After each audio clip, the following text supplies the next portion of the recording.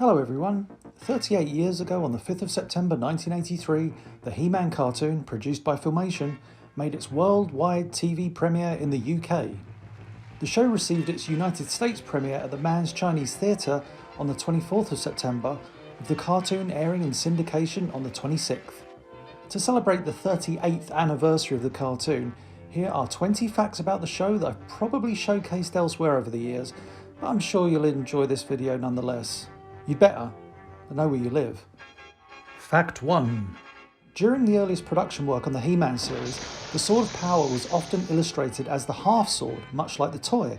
Upon close examination, certain stock-based sequences used throughout the show still reveal the Sword of Power to be a half-sword.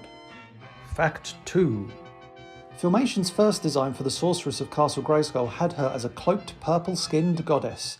This illustration appeared in the series guide, which was used to sell the show into syndication. Early in 1983, the decision was made to have the costume reflect her alternate form of Zor. Fact 3. The transformation of Cringer into Battlecat was originally depicted to have Battlecat raise his head after growing in size, thus revealing his unmasked face. A flash would then envelop the screen and the fighting tiger would be stood ready for action, donned in his formidable armour. Fact 4. The Masters of the Universe commercial that Mattel commissioned Filmation to animate is known for its incredibly detailed, toy-accurate visuals. Rather amazingly, Filmation produced the commercial towards the end of 1981 within the space of a single month. Fact 5. Fred Carrillo, who was a prominent artist on the Masters of the Universe books published by Golden, also worked at Filmation as a layout artist on He-Man's first season, and as a character designer on He-Man's second season and She-Ra's first season. Fact 6.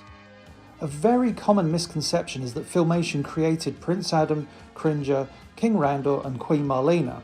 These characters were actually created by Mattel and DC Comics during their creative partnership on the Fantastic 3-issue limited series and subsequent mini-comics. Fact 7.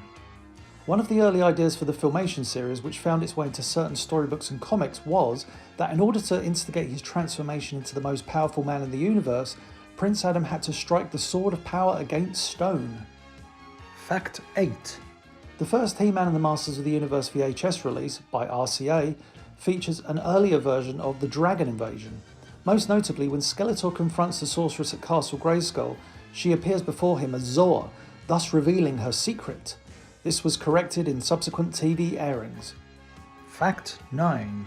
The throne that resides within the memorable Castle Grayskull playset was not designed to be a part of the Filmation Castle Grayskull, with the Sorceress possessing her own unique throne. However, Zodak's cosmic chair in the Filmation series is clearly based on the toy's design. Fact 10. In the script for the episode The Shaping Staff, Faker was supposed to sport the same colours as his action figure. Hence, Skeletor's line to him regarding the Sorceress, "In this dim light, she'll think you're He-Man." Faker was also planned to be a recurring character in the series. Fact 11. Prior to his work on the Masters of the Universe mini-comics, Batman the Animated Series creator Bruce Timm worked at Filmation on the He-Man animated series as a layout artist. Disappearing Act, The Dragon Invasion, Like Father Like Daughter and A Beastly Sideshow are just a few of the episodes he worked on. Fact 12. Storyboard artist Robert Lamb pitched the idea for the episode Into the Abyss to the head of creative, Arthur Nadell, assuming that the script would be assigned to a staff writer. Robert was shocked when he was assigned to write it. As a result, he ended up penning one of the best episodes of the series. Fact 13. Charles Zembillis designed Batros, the one-shot villain from the episode The Great Books Mystery, giving him a bat emblem. Zembillis would later play a pivotal role in designing the Evil Horde character models, thus the similarity with regards to the bat emblem design. Fact 14. Speaking of the Evil Horde, the Princes of Power toy line and the Evil Horde were a unique collaboration between Mattel and Filmation. Artists from both companies sent character design proposals back and forth. When a design was agreed upon, the toy prototype was created and later refined for the cartoon. Fact 15. The toy version of the attack track randomly pops up in the episode Evil Seed. In the Filmation series, it is known as the Small Track, and, although never shown in the series, production artwork by Fred Carrillo reveals that it can be stored within the much larger attack track. Fact 16. The shot of Prince Adam and He-Man stood in front of Castle Grayskull during the memorable transformation sequence was filmed on March the 9th, 1983. This was the 6th attempted take of the sequence, which is understandable given how complicated it was to film. Fact 17. Originally, House of Shakoti was one single 20-minute episode, but was deemed too expensive to produce. In order to amortise the costs, the late great Larry DiTillio was asked to turn the episode into a two-part story, and so he wrote the mask portion of the story as a prequel of sorts. Fact 18.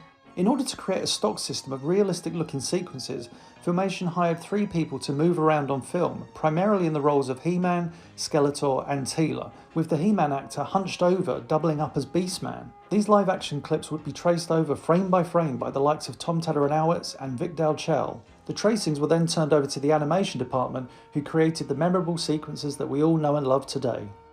Fact 19. Skeletor's Havoc staff was not finalised in design until production was underway on the Dragon Invasion. Hence, in the pilot episode, Diamond Ray of Disappearance, Skeletor wields an axe, based on the axe that came with the He-Man action figure. Fact 20. Storyboard artist Tom Tataryn-Owitz was a fan of Hal Foster's Prince Valiant. One story had Prince Valiant throwing his singing sword away. Paying homage to his artistic hero, Tom came up with the idea of The Problem with Power, in which Prince Adam, believing he has killed a man as He-Man, throws the Sword of Power into the abyss. And that's the end of this video. Celebrate He-Man's 38th anniversary by watching Diamond Ray of Disappearance or whatever episode you choose. Have a lovely day. The end.